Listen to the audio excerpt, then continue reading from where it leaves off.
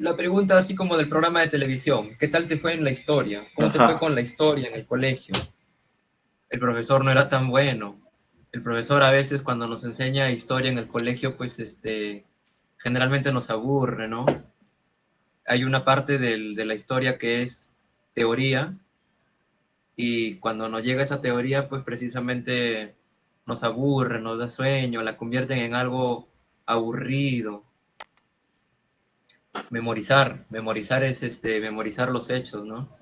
El problema que a veces yo considero es que sí, es cierto que en la historia nosotros tenemos que aprendernos las fechas, los lugares, pero si si el profesor o nos enseñaron pues que tendríamos que memorizarlo sin un sentido, sin entenderlo por qué, sin relacionarlo con algo del presente, por supuesto que va a ser aburrido, pues, y nos va a ser difícil. Entonces la idea, por ejemplo, no es memorizar como si fuera la tabla del 2x2, del 3x3, la historia, sino relacionarla. Por ejemplo, nosotros aplicamos la historia en el día a día también, cuando utilizamos las conversaciones, por ejemplo, cuando vemos un modelo de automóvil, por ejemplo, y estamos por venderlo, por comprarlo, porque nos interesa o nos gusta el modelito y conversamos con alguien que le gustan los carros, me dice, oh, oye, este carro es del año ochenta y tantos, es el año 90, ya no hay de estos carros, ahora son diferentes. Estamos usando la historia y estás usándola de una manera en que te agrada porque no estás memorizando como si fuera un conocimiento obligado, ¿me entiendes?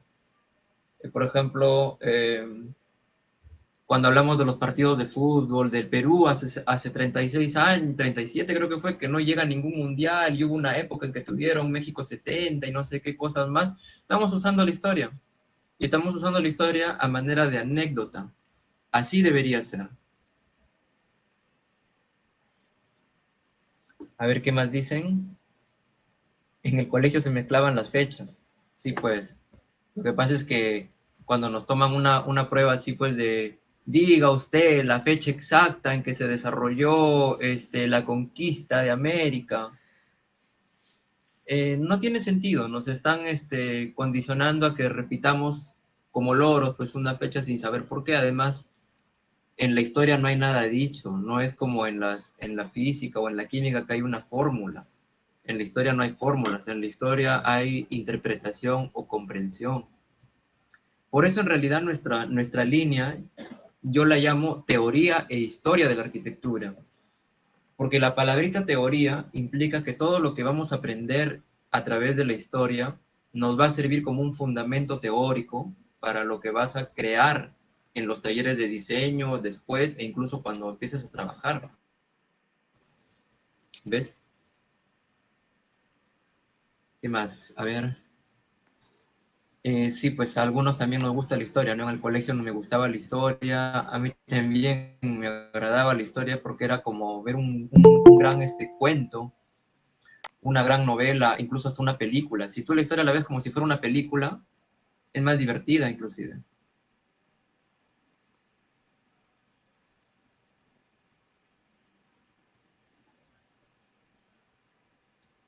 Dicen memorizar,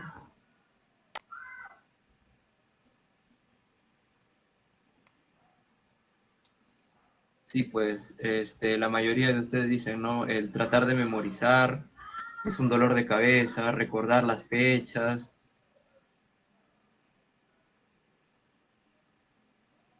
Pero también veo, ¿no? Que, por ejemplo, acá hay un punto fuerte, nos gustan las culturas antiguas y, por ejemplo, nosotros que somos descendientes de la cultura andina, tenemos casi como 20.000 años de historia, ¿qué les parece? No solamente somos descendientes de incas, tenemos antes de la llegada de los incas infinidad de culturas prehispánicas que estuvieron en este territorio que ahora nosotros estamos pisando, posiblemente en la casa que estamos habitando en este momento en el pasado, así como si fuera una máquina del tiempo, se asentaron centros poblados, aldeas, se construyeron grandes edificaciones. En realidad todo este territorio es sagrado, está lleno de huacas. Escarbas en un lugar y encuentras una chaquira, un ceramio. Entonces, todo ese pasado de todas esas culturas, las tenemos nosotros. Y cuando decimos los incas, solamente nos referimos a los últimos 80 años de 20.000 años de historia, desde que el primer hombre pisó este territorio. Imagínense.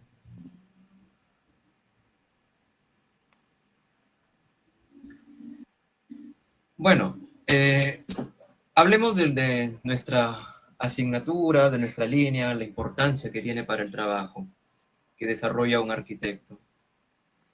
Mira, si se nos complicaba a nosotros en el colegio memorizar las fechas, era porque no le encontrábamos un sentido a por qué es que teníamos que memorizar esas fechas. Y nos preguntaban más que todo por la memoria y de repetirlo, pues no. Es que así se evaluaba en aquellas épocas de los años 90. Pero ahora, incluso esta nueva situación que nos ha puesto el COVID, pues, la pandemia, nos está exigiendo a cambiar la manera de pensar, de razonar. Ahora que tenemos, ya no sirve de mucho memorizar, porque todo lo tienes al alcance de la mano, en el Google, en el Wikipedia, hasta en el teléfono. Tenemos una duda y rápidamente escribimos y encontramos ahí la información. Entonces, no tiene sentido, ¿verdad? Repetir de memoria las cosas. Más bien ahora el problema que enfrentamos en el siglo XXI en cuanto a información es que hay demasiada información. Googleas algo y te aparecen como 30.000 páginas de información. Ahora, ¿cuál es la que realmente tiene información útil y cuál es la que se convierte en información basura? Por eso, más importante que memorizar es comprender. Nosotros sí vamos a necesitar la memoria. De hecho, tú necesitas la memoria para todo lo que haces, no solamente para la historia. Así como nos han creado un terror y decimos, oh, qué miedo las matemáticas, y en realidad las matemáticas son eh, bonitas, son fascinantes, divertidas inclusive. La geometría, la física que nos daba miedo en el colegio, calcule el área de un terreno, decían, calcule el área de un terreno, de este polígono, y era un polígono todo complicado, sombreado, ¿no? Y que, pues nosotros, yo me preguntaba, en la realidad no vamos a encontrar un terreno jamás que sea así, pero si en cambio nos hubieran enseñado la geometría dibujándola con un compás, como hicieron los egipcios en el pasado, cómo descubrieron el octógono, el triángulo, a partir de un círculo, hubiera sido diferente. Es más, en el pasado, esa geometría, como era una geometría mágica, se tenía el nombre de geometría sagrada. Y si tú buscas en internet geometría sagrada, te van a aparecer varias figuras con las que antiguamente se explicaba la creación y que algunas todavía están presentes el día de hoy en lo que hacemos, sino que ya no tienen ese simbolismo mágico. Por ejemplo, el círculo. El círculo está presente en todo lo que hacemos.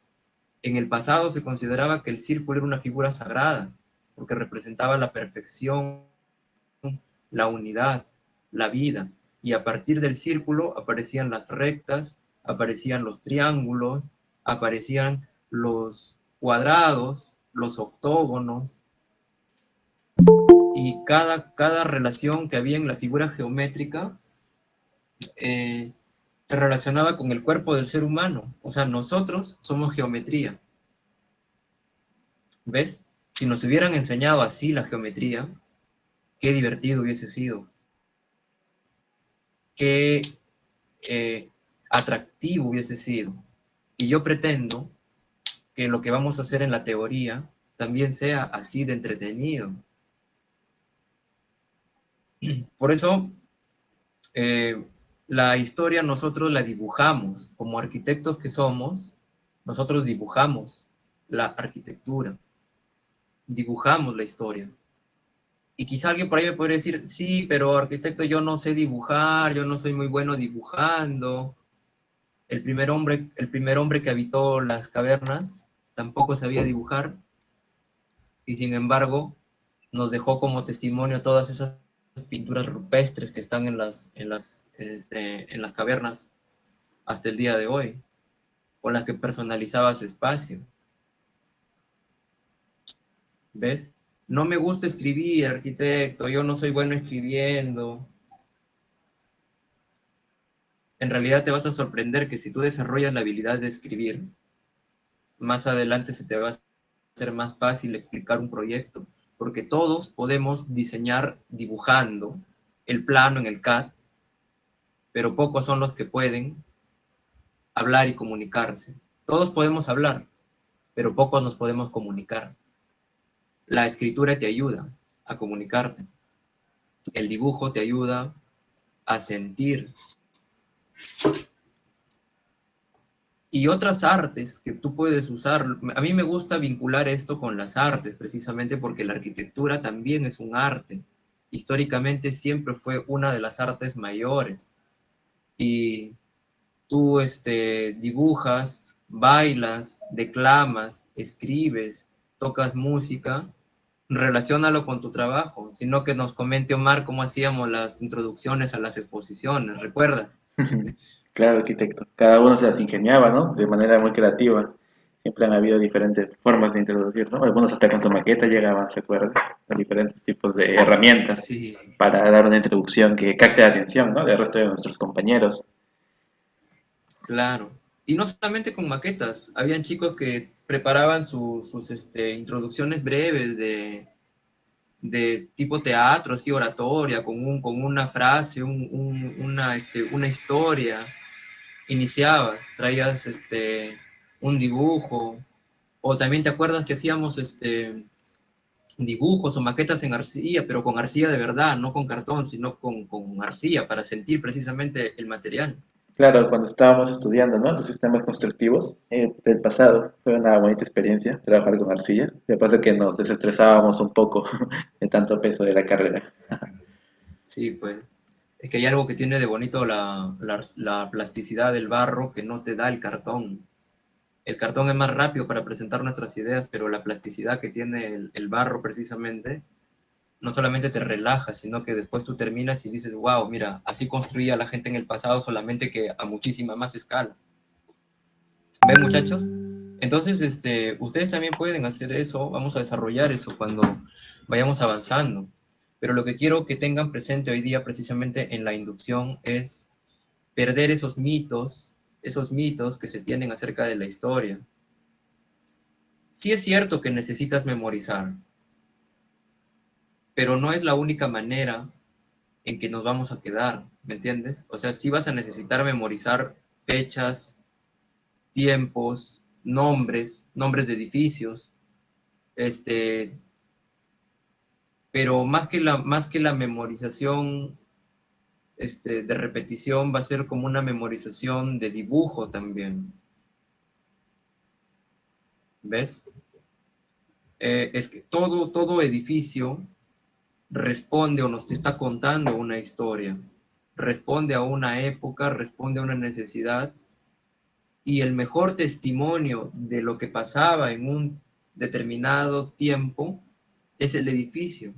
El edificio es como si fuera un libro que te está contando la historia.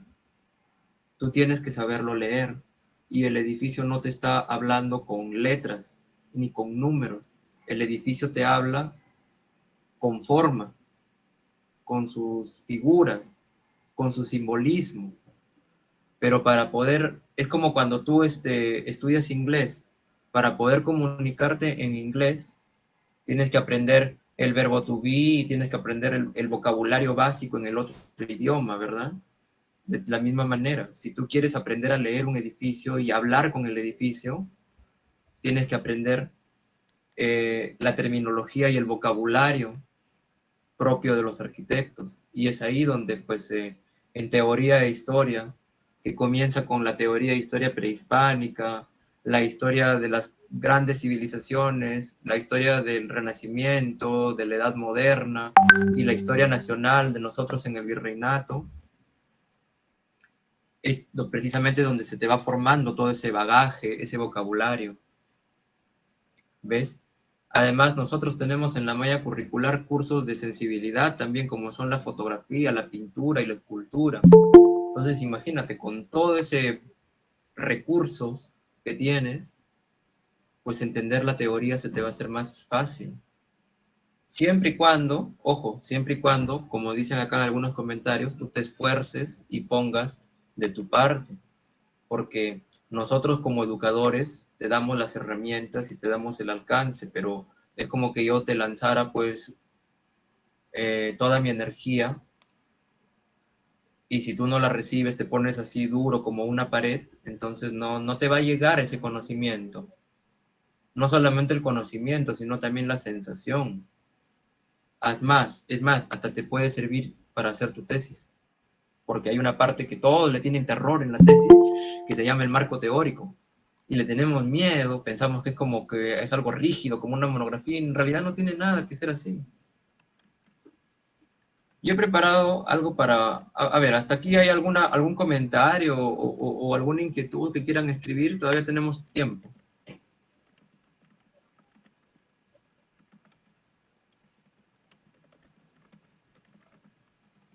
O quizá tú, Omar, algún comentario que quieras hacer. Bueno, arquitecto, más que todo comentarios, ¿no? De lo que decía, del terror que algunos chicos tienen a escribir, ¿no? Que es técnicamente en sus cursos de usted en donde más desarrollamos esto, ¿no? Lo que es redactar, porque en la mayoría de cursos no es algo muy usual, sin embargo, en los cursos relacionados a la historia, y el acondicionamiento también, siempre estamos en constante, ¿no? Empezamos creo que con los ensayos, luego los papers y todo eso, ¿no? Y sin embargo, sin darte cuenta, ya te estás entrenando para formular tu tesis, ¿no? Y cuando llegues a esa altura, ya estás listo técnicamente, ya tienes ahí lo necesario un poco para poder empezar bien, ¿no? Porque imagínate llegar a noveno ciclo, te toca tesis y no saber nada de redacción. Pucha, sería desastroso. Sí, pues. Algún libro, me dice Iván acá, si tienen para adentrarnos y compenetrarnos en la historia. Mira, más que recomendarte un libro, ah, te recomendaría películas. ¿Sabes por qué? Yo te puedo recomendar acá libros. Mira, por ejemplo, hay uno acá que se llama Historia dibujada de la arquitectura occidental. Acá hay otro que es fácil de recordar el nombre y que lo puedes googlear, que se llama La gramática de la arquitectura, precisamente hablando de aprender a hablar el idioma de los edificios. Pero si tú tomas el libro como si fuera mi tarea, con ese pensamiento de, uy, qué fastidio, voy a hacer mi tarea, no lo vas a disfrutar, vas a empezar mal y vas a comenzar precisamente con el pie izquierdo en la historia de la arquitectura, en la teoría de la historia de la arquitectura, porque no es solamente la historia, es la teoría. Porque mira, imagínate, te habrán dicho tus maestros de diseño que el diseño arquitectónico es la columna vertebral que sostiene la carrera, porque lo llevas desde primer ciclo hasta décimo ciclo, todo el diseño, todos los talleres de diseño, pero, y la creatividad precisamente. Sí, historia vamos a llevar hasta la final de la carrera, pero con diferentes nombres. En realidad se llama teoría. O sea, teoría viene a ser la historia, viene a ser el acondicionamiento, viene a ser los seminarios de conservación. Sí, pero lo que decía el ejemplo de compararlo a la arquitectura con el cuerpo humano, la carrera, ¿no? Es cierto, la carrera de diseño es como la columna vertebral que sostiene el cuerpo, ¿no? Si es que yo no tengo mi columna, mi espina dorsal, pues me caigo, ¿no? Pero yo te pregunto, eh, solamente con una columna vertebral no hay vida. Necesitas tener sangre, necesitas tener un corazón, necesitas tener alma, espíritu. Y ahí es ahí donde la teoría y la historia precisamente te dan esa formación. Si ustedes estudiaron, quizá eligieron arquitectura, quizá pasaron por las mismas dudas que tenía yo cuando salí del colegio. Me consideraba una persona rebelde y creativa, que no encajaba en el derecho, ni en la medicina, ni en ninguna de esas carreras rígidas que yo pensaba que eran. Y decía, bueno, la arquitectura me gusta porque tengo un artista dentro de mí que está reprimido, que quiere dibujar, que quiere escribir. Y mi primera opción fue la carrera de Bellas Artes. Pero el típico discurso que te dicen tus papás, pues no, no, pero que te vas a meter a estudiar arte, después te vas a morir de hambre, este, no te va a alcanzar, estudia una carrera universitaria para que tengas un título y tengas un trabajo. Y efectivamente, yo le agradezco a mis papás por haberme apoyado en la carrera con título que estudié y la maestría también, ¿no? Pero después me di el gustito por quitarme la curiosidad de estudiar en Bellas Artes. Yo ya adulto, grande, crecido, ya no viviendo con mis papás, ya no tenía que pedirle permiso a nadie, ¿no? Entonces, yo, me metí a estudiar en la carrera de Bellas Artes, en la escuela de Bellas Artes, ¿no? Y mira qué bonito que es cuando tú tienes, la base teórica para entender precisamente las artes. Entonces, el alma, pues que le da el sustento a la carrera está precisamente en la teoría, la historia, como dice Omar, ¿no? Las diferentes historias que van a llevar la teoría de conservación arquitectónica y hasta el acondicionamiento ambiental. Si tú puedes vincular la columna vertebral con el alma, que te estoy contando, pues de la teoría, te acercas más a ser un arquitecto completo. ¿Ves? Entonces, volviendo al tema, mira, puedes leerte la gramática de la arquitectura, pero te puedo recomendar, por ejemplo, una película más interesante que la puedes ver hoy día mismo o tu fin de semana. Se llama El Manantial.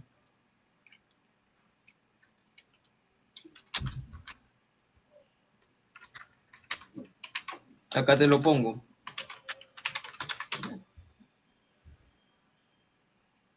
No te quiero spoilear la película, pero la trama así sencilla, resumida, es precisamente de un arquitecto que está confundido. Y precisamente en la película vas a ver todas estas cosas, como el arquitecto poco a poco va encontrando su identidad. Porque algo que tenemos nosotros los arquitectos es que somos creadores. Somos una de los oficios, somos el oficio más antiguo del mundo. Si te han engañado por ahí que en realidad el oficio más antiguo del mundo es otro, eh, en realidad el oficio más antiguo somos nosotros. Somos el oficio más antiguo y los que existen y posiblemente somos los únicos que creamos. De hecho, la palabra arquitecto significa el primer jefe o el primer técnico en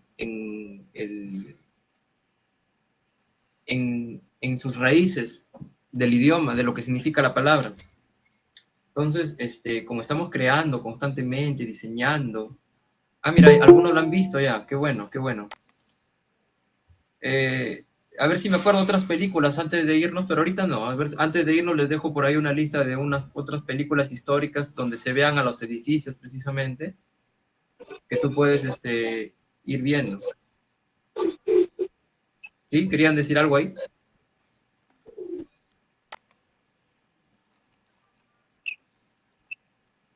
Ya, pero entonces te decía, nosotros somos creadores, pero el creador, solamente Dios, sea el Dios pues católico, cristiano, musulmán, el Dios en el que tú creas, pero esa forma de vida superior solamente Él puede crear de la nada.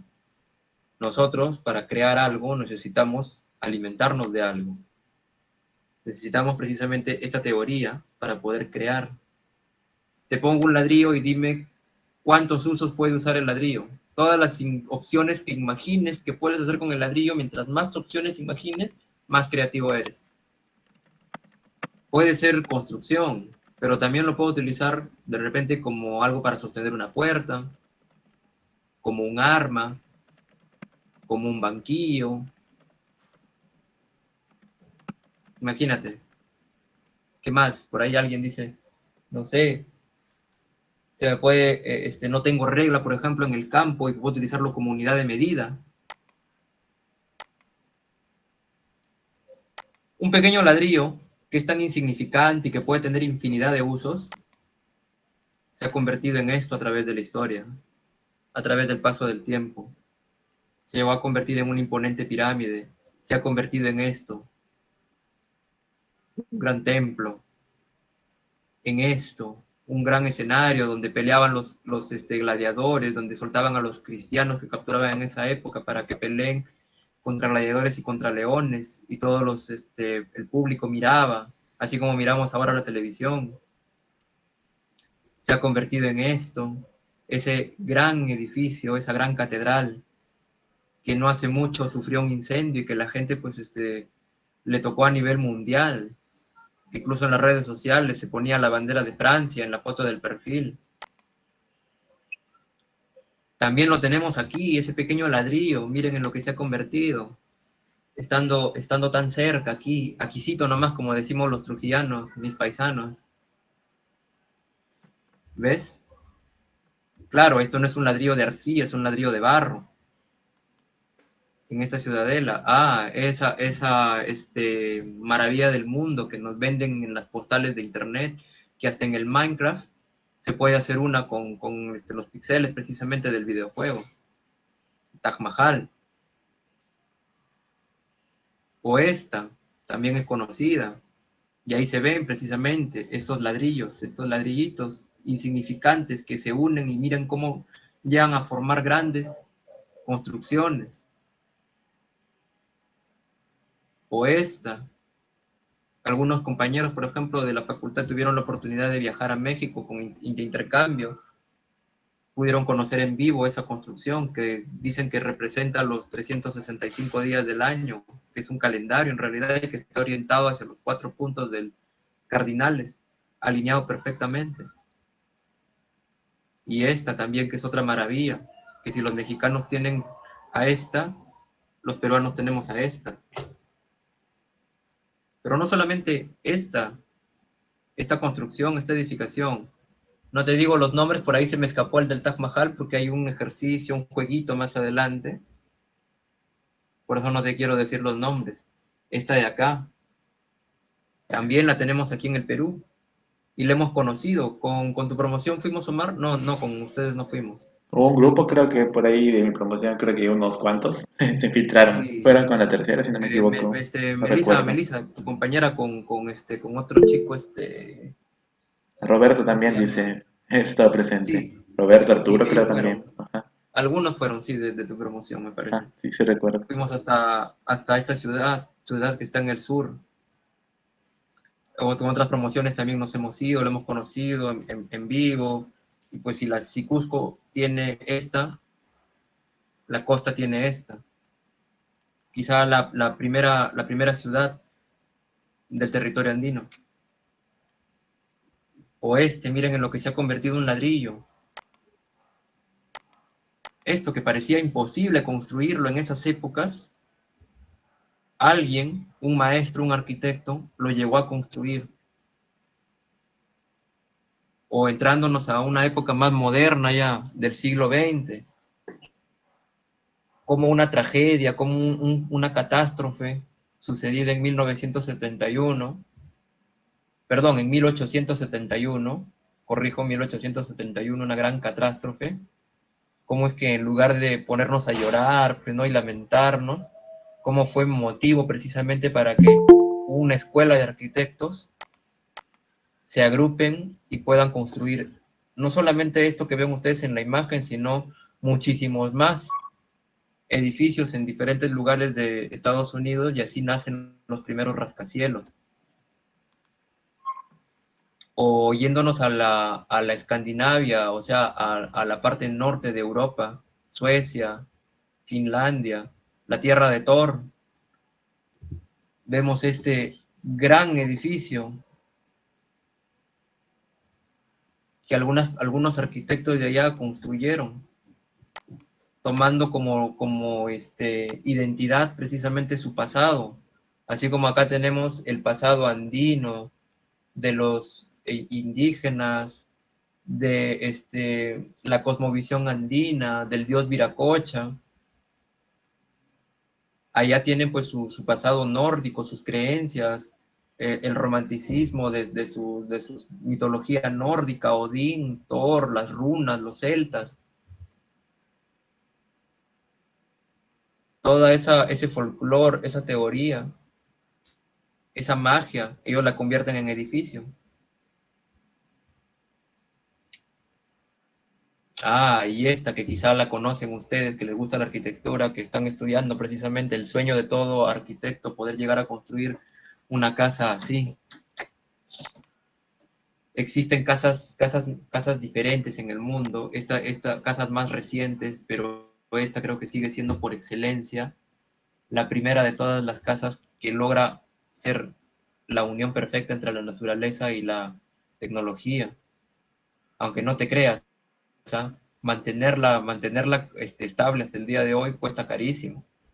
Se gastan como 30 millones de dólares para poder mantener esa casa. Pero de todas maneras, el arquitecto que la construyó precisamente dijo, yo soy el arquitecto, no solamente soy el arquitecto, era un gringo norteamericano, dijo, no solamente yo soy el arquitecto más famoso, más bueno de Estados Unidos, soy el arquitecto más bueno del mundo.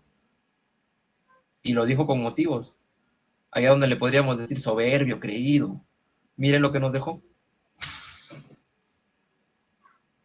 Hay edificaciones más recientes inclusive, como esta que es una edificación religiosa, una parroquia católica, porque no solamente la arquitectura es para viviendas, sino también para parroquias. De hecho, mi tesis fue una parroquia con la que yo me titulé, un centro parroquial. Y quizá el edificio que tú puedes diseñar, que tú podrías diseñar y que lo puedes llenar de más simbolismos y más magia, y que donde puedes hacer formas más libres, porque en las demás formas quizá tienes un reglamento nacional de edificaciones que te limita, te condiciona. Pero cuando se trata de edificaciones espirituales y religiosas, la norma es así abierta, no hay mucha rigidez. Te permite crear eh, este tipo de edificios. Por eso te digo que quizá el edificio más mágico que tú puedes crear en el día de hoy, en el siglo XXI, es una parroquia. Y mira las formas. Tú puedes tener toda la libertad de crear unas formas. Y precisamente mi tesis fue una parroquia. Bueno, también otro tipo de arquitectura, no necesariamente la religiosa, ¿no? También puedes crear otras formas diferentes cuando el dinero te lo merita también, pues, ¿no? Como por ejemplo este que se le llama el Nido, que es un estadio que está en Pekín, en Beijing. Ups, ya se me escapó ya el nombre. Y se escaparon los nombres. Sí, se me llevaron los nombres ya. Bueno, pero igual, no te estoy poniendo a calificación, así que para el jueguito más adelante que te dejo en el video, ya pues depende de ti si haces trampa o no haces trampa ya. Este de aquí es precioso y es uno también de los que me gustan, porque atrás hay una edificación histórica y adelante hay una edificación contemporánea. La de atrás es del siglo XVII y la de adelante es del siglo XX, finales del siglo XX, casi por la década de los 90. Entonces, miren cómo hay un diálogo, cómo hay una relación entre la piedra y el mármol del pasado con el vidrio y el acero del presente. Por eso, acá nos están hablando, no nos están hablando en español ni nos están hablando en palabras, acá nos están hablando en formas, en símbolo. ¿Ves? Dice, el de atrás te está diciendo, yo soy histórico, yo soy coqueto, yo soy elegante, estoy lleno de ornamentos, yo soy imponente, soy un palacio majestuoso. Y el de adelante te dice, sí, pero yo también, yo estoy dentro de ti. Yo, soy transparente, soy ligero, soy de la vanguardia. Y los dos están hablando ahí. Yo pertenezco al siglo XVII, yo pertenezco a la década del 90. Por eso es bueno saber las fechas. Tú sabes las fechas, sabes quién lo construyó, sabes qué pasaba en ese momento, En estos tiempos habían reyes, aristócratas, en estos tiempos habían presidentes, arquitectos de universidades, acá habían arquitectos formados por las bellas artes, y ahí está el testimonio, en los dos edificios. Y hay algunos que quizá no, estoy seguro que no conoces, que están rebuscaditos ahí por algún lado del mundo. Este, por ejemplo, te va a sorprender. Es un templo, pero no le pertenece a ninguna religión. No es católico, no es musulmán, no es hindú, no tiene religión en particular. Es un templo para todas las religiones. Es el templo de la flor de loto, que está en la India.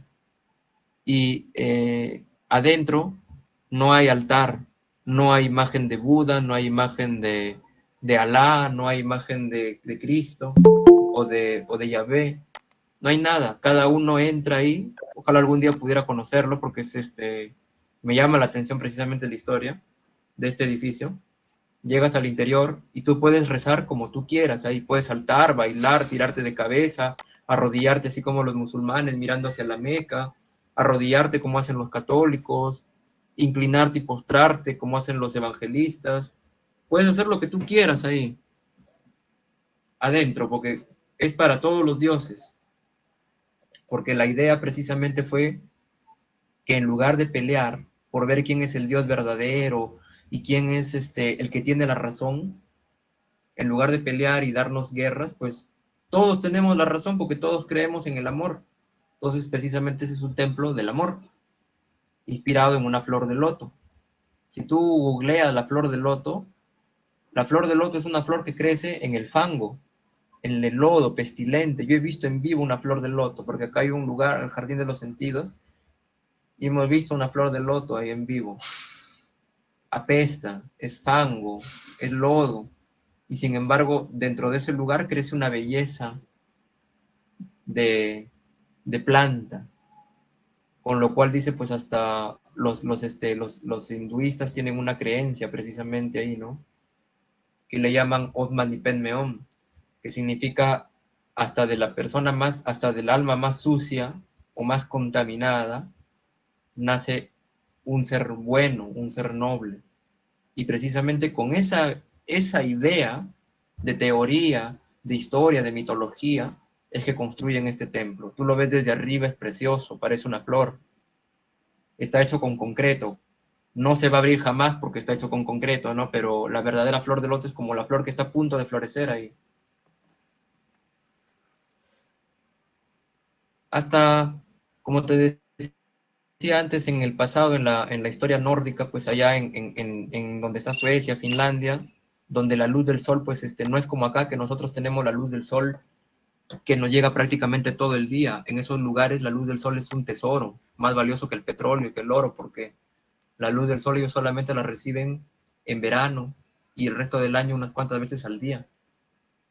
Para un lugar donde hace tanto frío, que ahorita precisamente la gente se ha enfermado del COVID allá, precisamente por el frío, un arquitecto dice, voy a rescatar los materiales cálidos que tiene mi región, la madera y el ladrillo.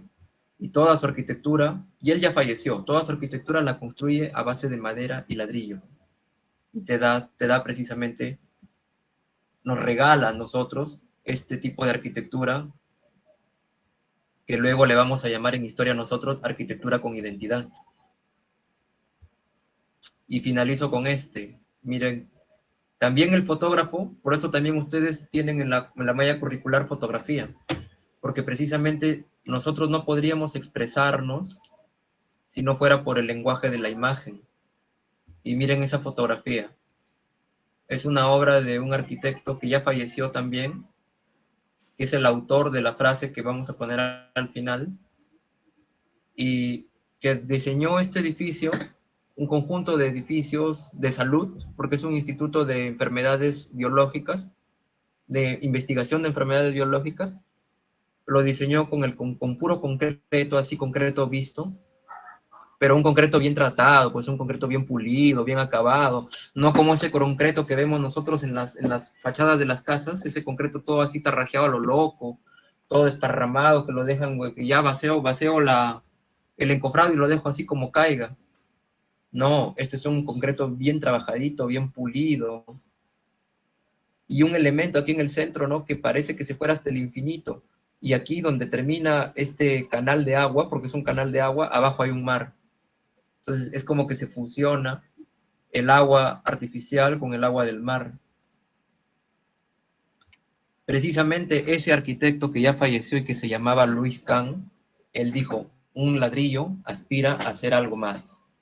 Y acá lo acabas de ver, cómo un ladrillo se convierte en algo más. Igual que tú eres un ladrillo ahorita, que está entrando a la facultad por primera vez y te vas a convertir en algo más. Y como cada persona es única e individual, independiente, algunos querrán ser rascacielos, otros van a convertirse en viviendas, otros en parroquias. Cada uno decide lo que quiere ser, pero necesitas precisamente ser estable, como el ladrillo. Sí, miren, a través de la historia han sido 6 las civilizaciones madre que existieron y que nos dieron precisamente los, las pautas o los inicios de la civilización. Si no fuera por ellas, no nos habríamos civilizado.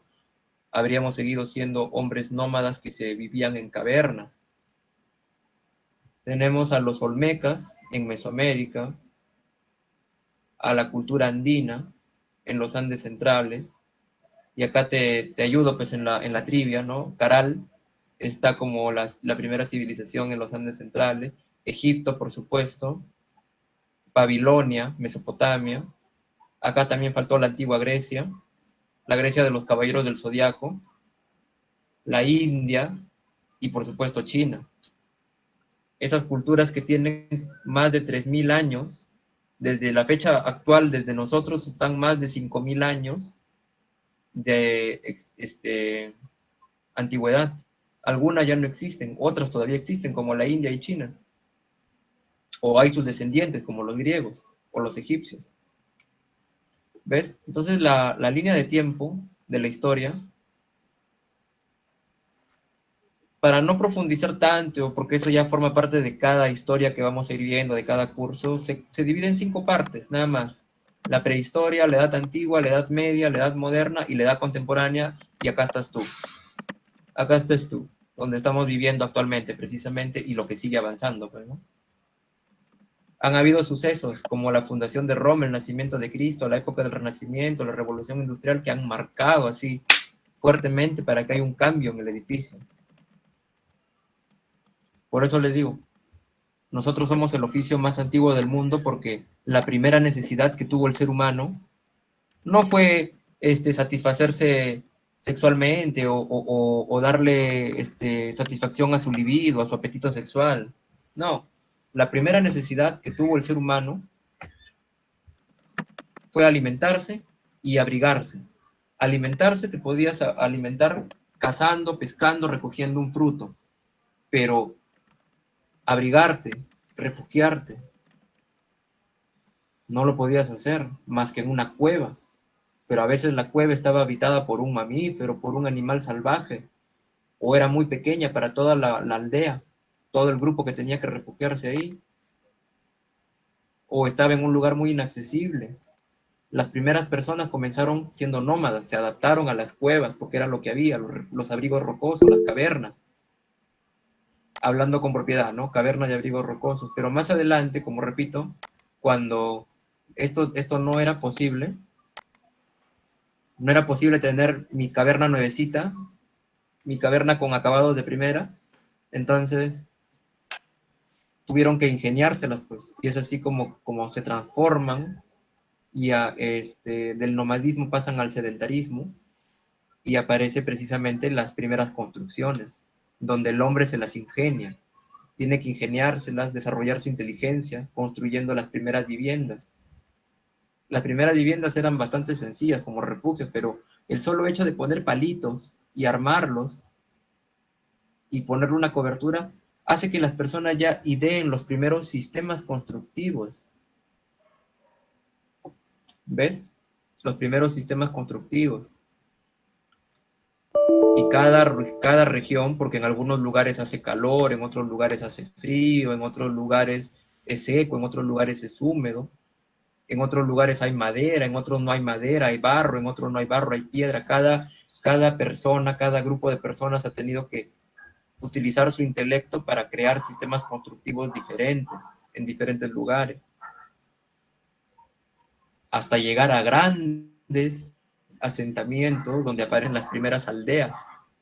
Ya no estamos hablando de 5 personitas, sino ya de 30 a 70 personas.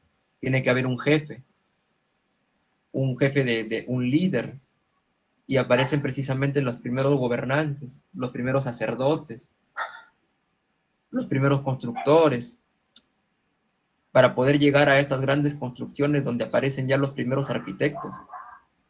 Entonces miren cómo de algo tan sencillo pasas a esto. Y aquí, por supuesto, que ya tiene que haber alguien que sea especializado, pues un arquitecto, ¿sí? Entonces, ¿es o no es la arquitectura el oficio más antiguo del mundo?